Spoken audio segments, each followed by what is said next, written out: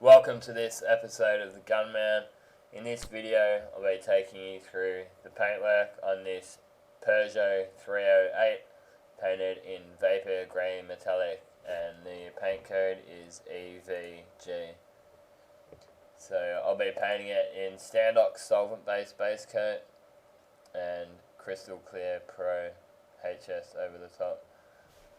So the prep work's already been done on this job, and I've then taken it into the booth, masked that up, and what I'm doing here is wiping it down with wax and grease removing solvent and the sanitary rags.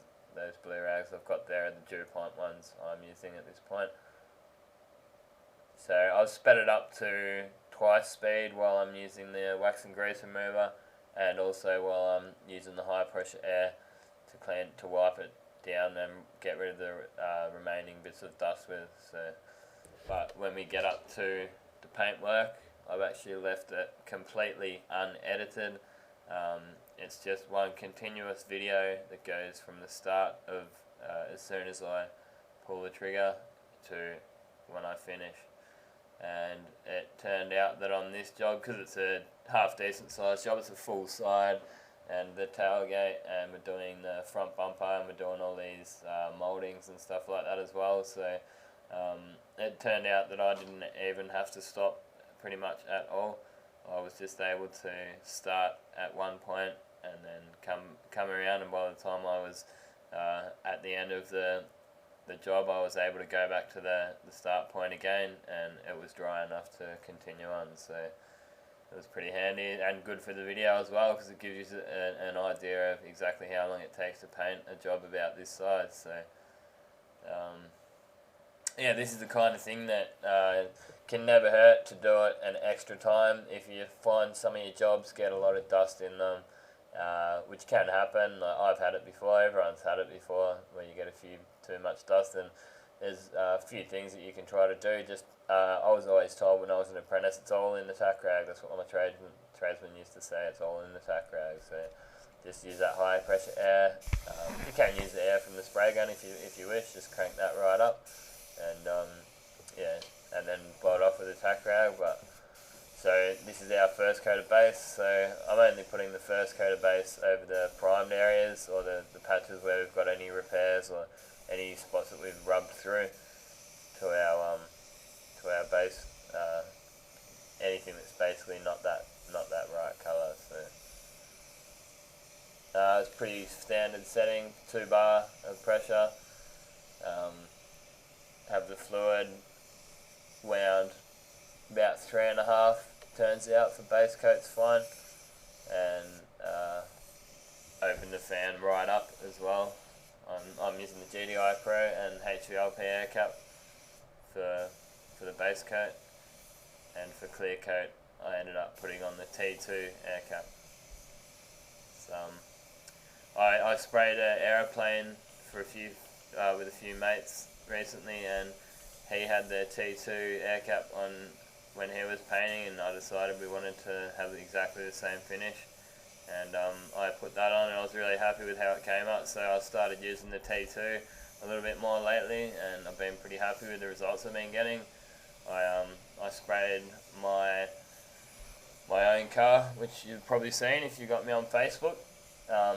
If you haven't, there's a link in the comments box down the bottom there, and you can click on that, check us out on Facebook. I've been doing up my own car to look like a race car, and I had that looking pretty damn nice, and it's pretty flat, and I used the T2 Air Cap, so been pretty happy with the results I've been getting from that. This week, I actually just got a brand new spray gun off the guy, the head of DeVilbiss Australia.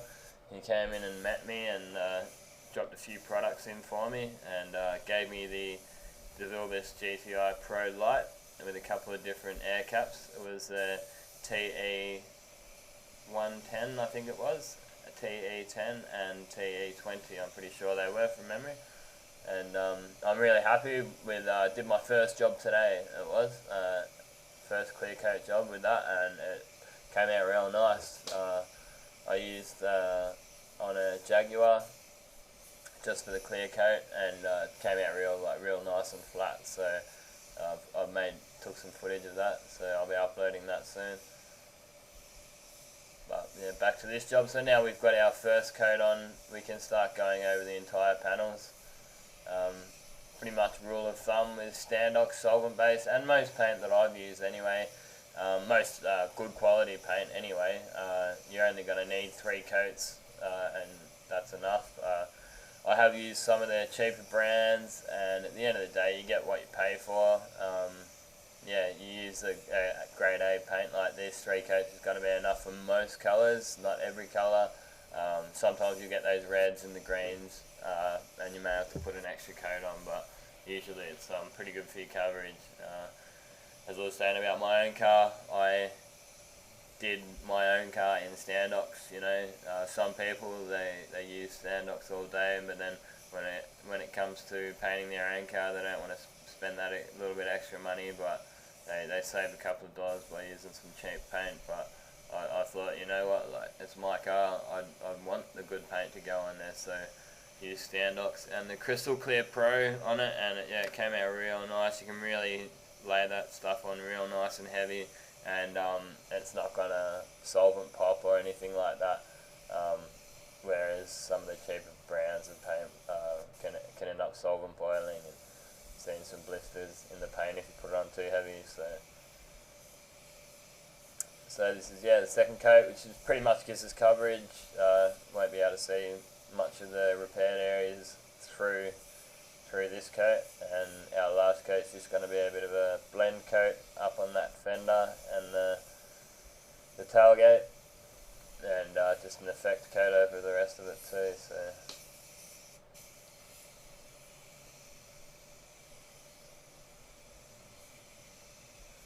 any comments, questions, I'll do my best to answer. I'll pretty much answer anyone's questions. Most of the time, lots of people send me some questions on Facebook and questions and comments on the videos.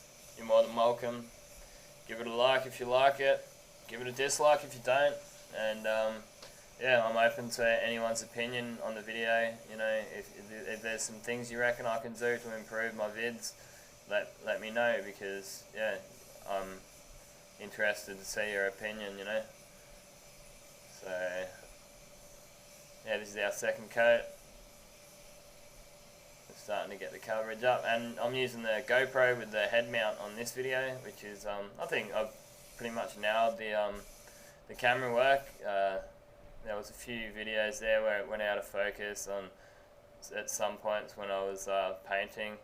But I'm pretty happy with how they've been coming up lately. You can pretty much see exactly everything I'm doing. So top up in between coats. I've got the spray booth set to about 30 degrees, so it's nice and warm. Outside it's pretty cold, but you notice there also that I've got all my paint inside the booth, and I'm not going to leave the spray booth from starting the job to finishing the job. It's like my little quarantine area.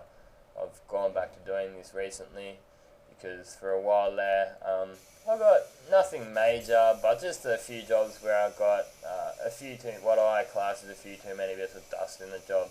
So I've gone back to some methods that I used to do when I was working in the BMW workshop back there in Melbourne, and what I ended up doing back there was just entering the spray booth and not leaving until I'm finished. Walk out, hit brake, and then that's it. And I found you get a lot less dust when you do it like that. So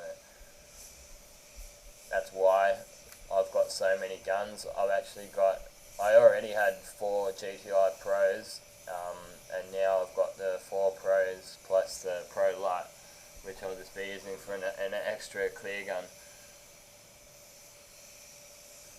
So that's where it really does come in handy, having those extra couple of guns. I mean, obviously not everyone's going to be able to do that. And you probably notice also, I don't do mid-coat tack rag either, and it gets the results. I always used to tack rag before clear coat, and that you're more than welcome, yeah, go for it. Like, if it works for you, then that's great. But it was a Glazeret paint rep actually came out to do a bit of a give me a bit of a demo on his products one day, and he said that you're better off actually not tack ragging your base coat, and ever since then I've not tack ragged my base coat, and I've found the jobs actually come out cleaner, because sometimes those tack rags, tack cloths that are sitting up there in the corner, they can pick up a little bit of dust or something like that, and you can end up dragging in an effort to clean the panel. You can end up actually making it worse. You've also got to think about, are you going to put some lines into it? Are you going to scratch that base coat up with that tack rag? So yeah, I've just found, just leave it, you get it on nice and even. Make sure you filter your paint through the gun. I run a gun filter inside the gun as well, so that if you have missed anything through your paper cone filter, then you'll get it through the in-gun filter.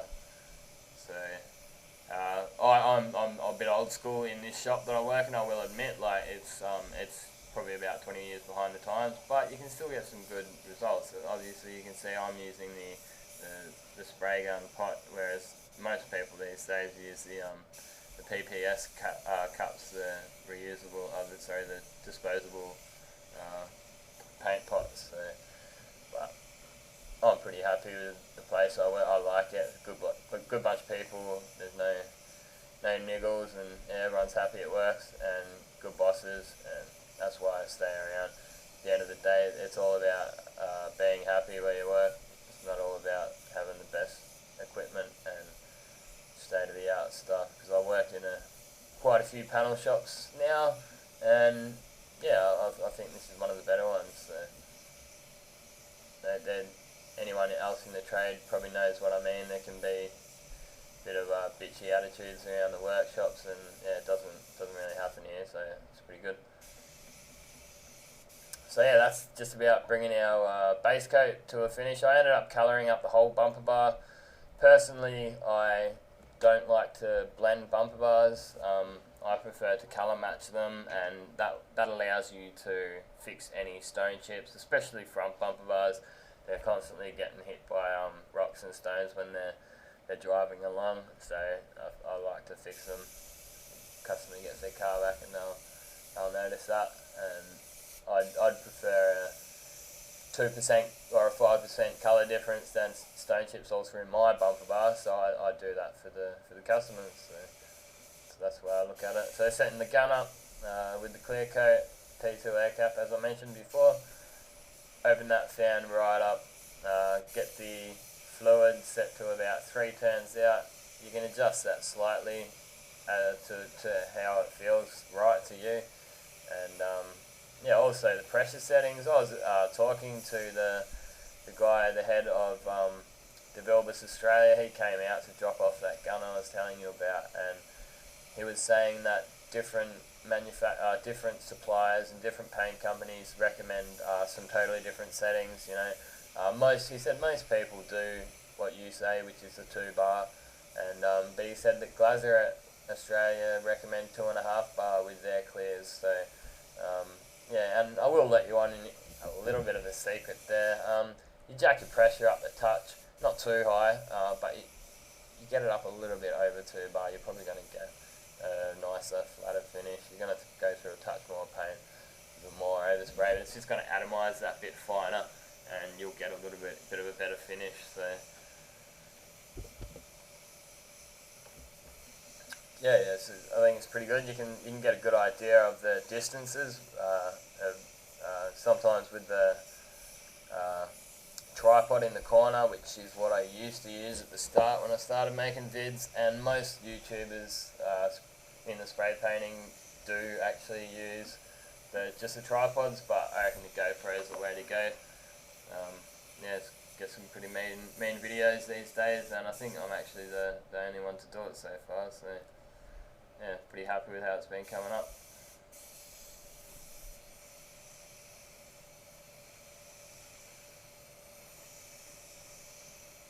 We've got a quick clip at the end of this of the car when it's finished off. Also a couple of reviews and demos. I've got the Starter Jet RP review and demo, and also this gun but with the HVLP Air Cap on it, reviewed and demoed for clear coat. both of those guns. I've also, if you check through some of my other vids, another popular video of mine is the Anesti Water W400 review and demo for clear coat. So I am totally, I'm not sponsored. As I said, I have met the guy from DeVilbiss, and he came out and he's given me a spray gun to do some videos with, but I'm not getting paid by these guys. I am totally impartial. I just tell you what I think. If you hear me going and saying, oh, DeVilbiss is the best, all this, that's just my honest opinion. And look, you know what, any spray gun you buy that is one of the top 3, like Anesti Water, DeVilbiss or SATA, you're going to get a good spray gun. So yeah, I do my videos completely unbiased by getting paid. I'm not trying to sell spray guns to you. I can point you in the right direction. If you're here in Australia, I know probably some of the best places to get them from. And I can let you know Jefferson Ford is pretty good. If you go through eBay, they're pretty much the most competitive prices from what I've heard. And yeah, so I'm not trying to sell spray guns. I'm just I'm just trying to make videos that you guys can learn a couple of things out of, and yeah, hopefully you enjoy them. So that's just about our first coat finished off.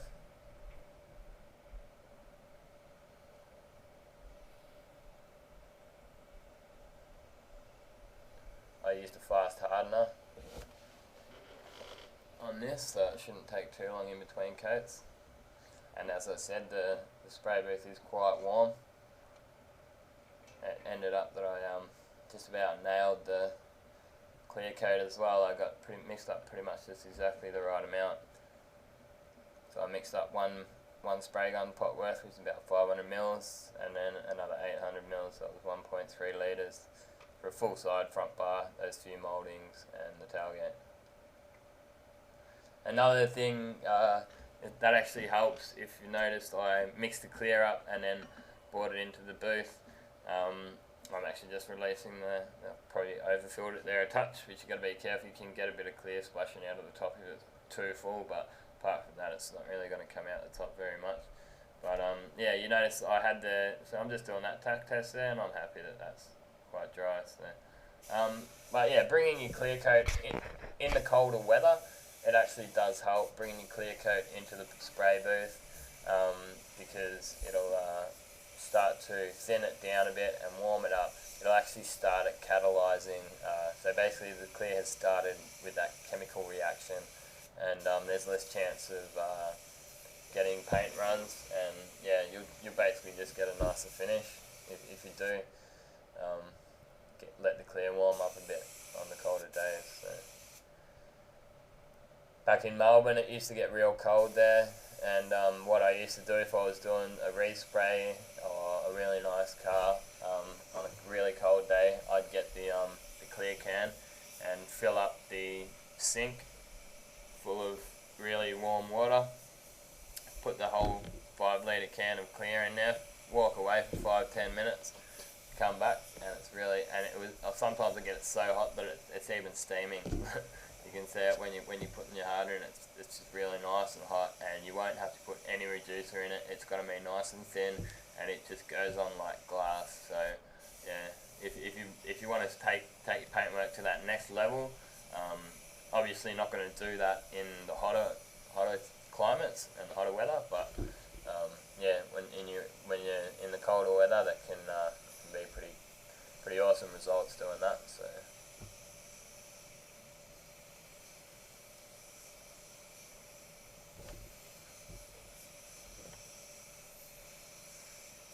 So as I was saying about my own car, yeah, I've got loads of footage of that one, and I'll be uploading as I get the chance, uploading all that footage, so keep an eye out for all that in months to come.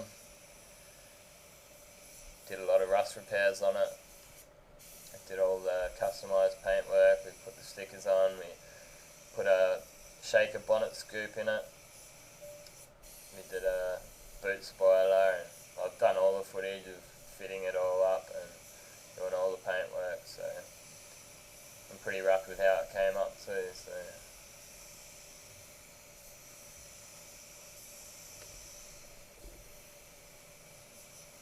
But yeah, this job came out quite nice as well. You will use a touch more paint when you're using the T2 than the HVLP. I found the T2 will get it on. You're not putting the volume. You're not putting so much paint on, but it's gonna be flatter. I'd probably say you're not gonna get as much of a thick orange peel. So it's gonna be which sometimes is better. Sometimes you don't want that much paint on there. Like as I was saying, especially about being winter at the moment. Sometimes you throw too much paint on and it's just gonna run. It can happen, and there was a job that I threw the other HVLP cap on after using the T2 for a while, and I just got a couple of big runs. I'm not trying to say that I'm no genius. I'm not perfect.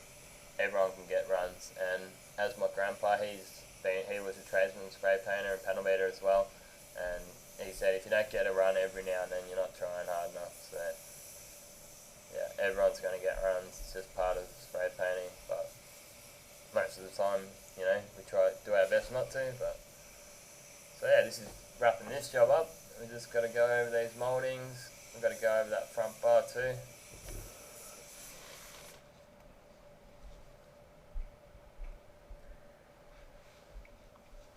So yeah, as I say, let us know what you think of this style of video. A bit longer than some of my usual ones, but yeah, it gives you a good idea of exactly every step of what I do when I'm in the booth. I know there's definitely guys out there that do like this kind of vid.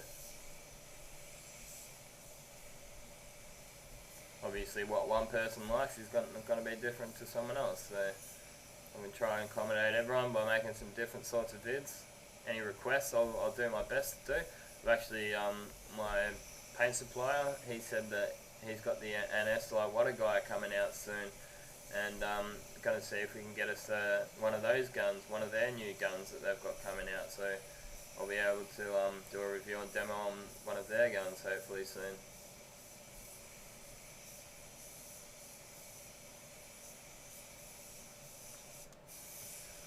I'd like to get my hands onto a Warwick spray gun too, because one of my subscribers, an Irishman, he sent me a message about these Warwick guns, and after he sent me the message about that, I looked into them, and they actually look like quite good spray guns. So if I can get my hands onto a couple of them, that'll be great, and I'll do some reviews and demos on them.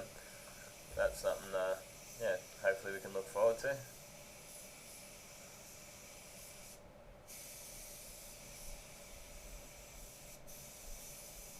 So these guns in the States, in America, they are called the Tekna Pro. So they're exactly the same spray gun. I think they're called Finishing Brands is the name of the company over there, but it's exactly the same as the DeVilbiss. We ended up keeping the name. They tried changing the name in Australia, but everyone turned around and said, no, we like DeVilbiss better because it's been DeVilbiss for the last 150 years. That's what the DeVilbiss manager told me the other day. So they still want to push to change the name here in Australia, but it's not looking like it's going to at this point.